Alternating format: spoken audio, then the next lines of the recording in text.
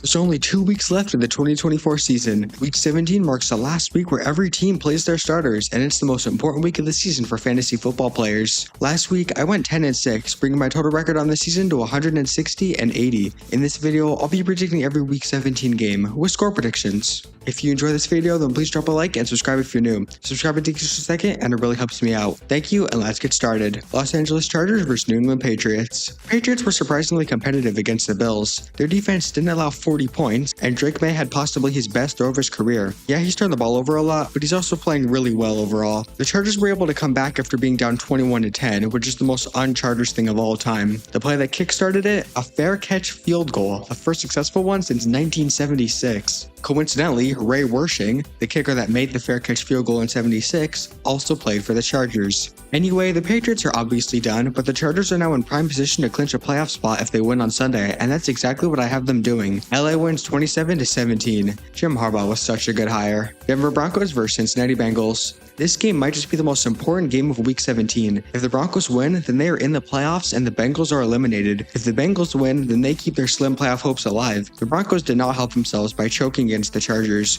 Bo Nix's deep ball limitations really showed up, and they couldn't really get a consistent run game. The Bengals beat down on a really bad Browns team. Their defense finally had a good game, although any defense would have a good game against DTR. Joe Burrow continued his MVP campaign, becoming the first quarterback in history to throw for at least 250 yards and 3 touchdowns in 7 straight games.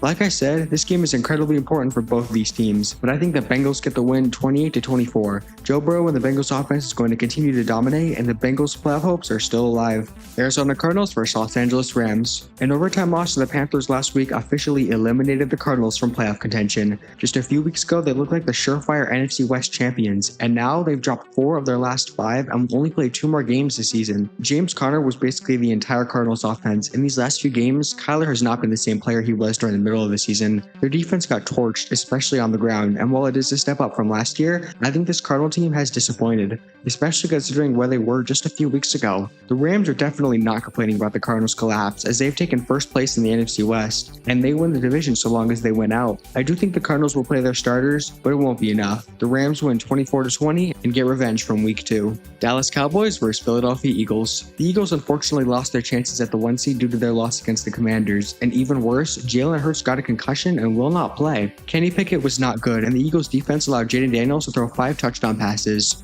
With Hurts out, the Commanders were able to stack the box and shut down the run game, and everything spiraled from there. The Cowboys, on the other hand, have been surprisingly good ever since Dak was injured. Cooper Rush continues to play pretty well, and the defense continues to make plays. Now, if Mike McCarthy keeps his job because of this, then we have a problem, but at least the Cowboys didn't roll over and die. However, I'm still taking the Eagles to win 20-17, despite Kenny Pickett being the starter. The Eagles are just way more talented than the Cowboys and should be able to get this win. Carolina Panthers vs Tampa Bay Buccaneers. Tampa, what the hell? You had the division all but sealed had you won that game against the Cowboys, but instead you let Cooper Rush throw for 300 yards on you. Baker Mayfield had one of the best plays of the season just for Rachaad White to fumble and lose the game. Now Atlanta has taken back the division, and remember, they have the tiebreaker over you. That was a game you needed to win. The Panthers have already been eliminated, but they dragged Arizona down with them. Bryce Young was good once again, and Chuba Hubbard scored an overtime touchdown to win, instead of fumbling in overtime to lose like he did last time they played Tampa. I know Tampa didn't look good last week, but I'm still taking them to win 28-27. They know how huge this game is, and I think Baker Mayfield and the Bucs are up to the task. New York Jets vs Buffalo Bills. We finally reached a point where there really isn't anything to say about the Jets. They just keep breaking stupid records. Despite not punting once, the Jets only managed to score 9 points. That is the lowest number of points without a punt since the 1991 Indianapolis Colts, who had 7 points without punting. Coming into the Rams game, teams were averaging 31.3 points per game in games where they didn't punt once. It's not like they were that amazing on third down either, going 5 for 13, but they went just 2 for 5 on fourth down, missed a field goal, and had a third down fumble. They also muffed a punt late in the game. Their defense wasn't even that bad, apart from allowing 122 yards to Kyron Williams. Yet another stink fest from the Jets, Jets. The Bills had honestly one of their worst games of the season against the Patriots. I mean, don't get me wrong, they played well, but they kept it a little closer than I think everyone thought.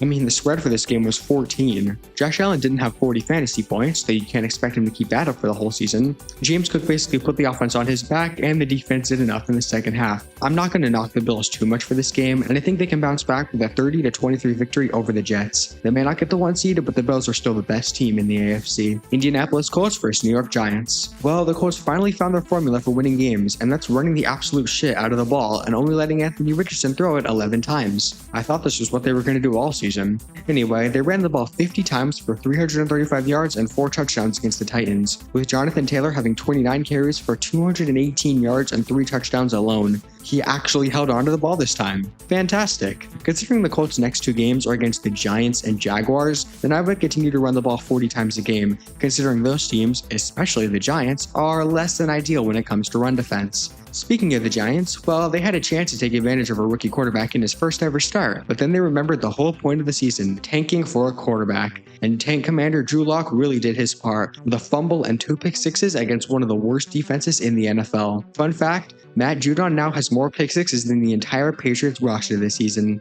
Anyway, this game is really obvious. The Colts are winning 23-17. Don't worry, Giants, the season is almost over. Las Vegas Raiders vs. New Orleans Saints. So, yeah. That happened. I mean, the Packers are a good team, but come the hell on. 0 points? 0. We got so close to finally having a season where we didn't have a team get shut out, but the talentless ball of flesh known as the Saints roster had to screw it up for all of us. Never, and I mean never, put the Saints on primetime again. I mean, this was the worst primetime game of the season. I don't know how it can get worse. Anyway, Vegas, are you serious? Are you actually kidding me? You won.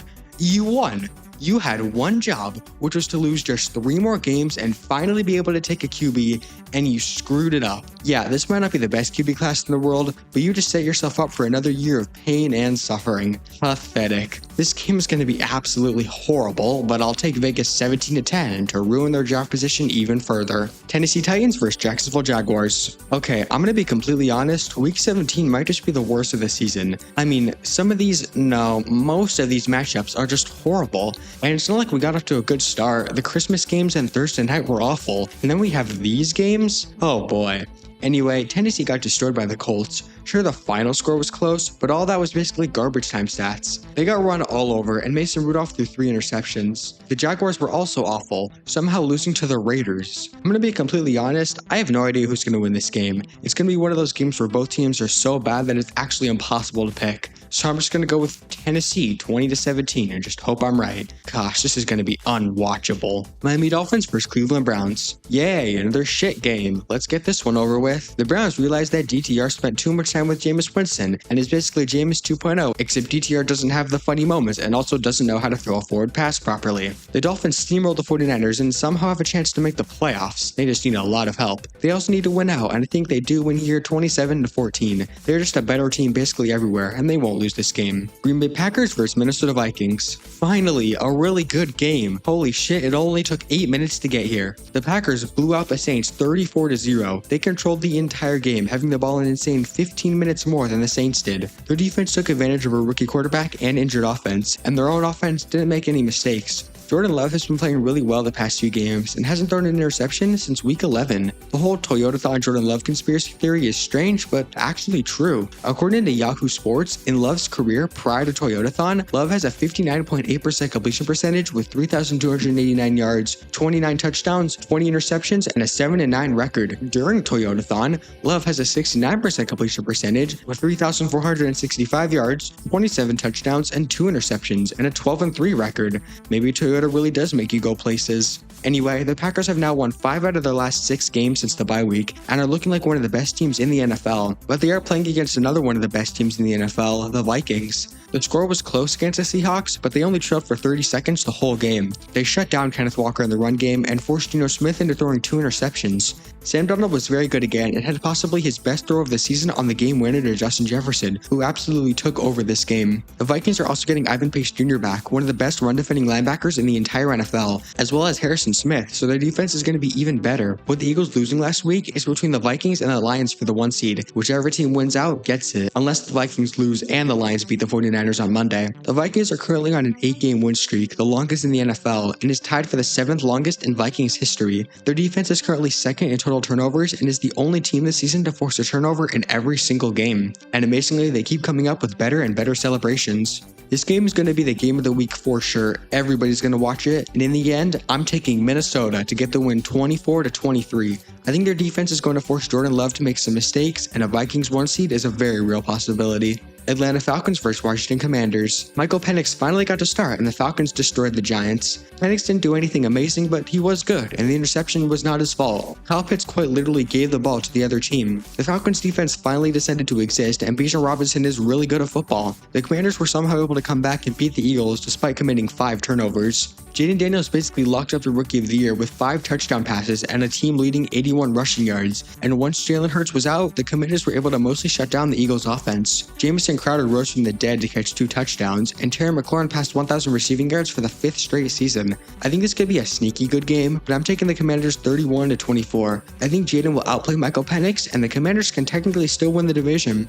Detroit Lions vs San Francisco 49ers. Just 1 season after the 49ers made the Super Bowl, they've now been eliminated from the playoffs after losing 5 of their last 7 games since the bye week, averaging just 17.29 points per game in that span, and just 13.83 points per game in that span if you take away the 38-point Bears game, which was the only team they played in that 7-game stretch that has less than 7 wins. They've been injured, yes, but I don't think that entirely excuses being this bad. They let Devon Achane, who's averaging just 3.88 yards per carry coming in, to run for 120 yards on 17 carries, an average of 7.1 yards per carry. They had no run game of their own to speak of, though that does make some sense considering they're on their 5th string running back. Juwan Jennings is clearly this team's best current receiving option outside of George Kittle, and I know Debo had a good game, but that was the first time since week 10 that he had more than 22 receiving yards. This team just isn't good. The Lions managed to not only beat the Bears by 17 points, they also managed to do it without having someone go on IR. Jameson Williams had the best game of his career and is on the verge of his first 1,000-yard season. Jahmyr Gibbs didn't need David Montgomery to have a good game, as he had 154 scrimmage yards and a touchdown of his own. If the Lions can beat the 49ers and the Vikings lose to the Packers, the Lions get the 1 seed. And while I don't think the Vikings will lose to the Packers, I do think the Lions will beat the 49ers 30-20. Their offense is going to have their way with the 49ers defense, and in the end, the 1 seed is the Lions to lose. But that's it. Those are my Week 17 NFL predictions. Where do you agree? Where do you disagree? Comment down below. If you enjoyed this video, then please like and subscribe, and that's it for me. See ya and enjoy Week 17.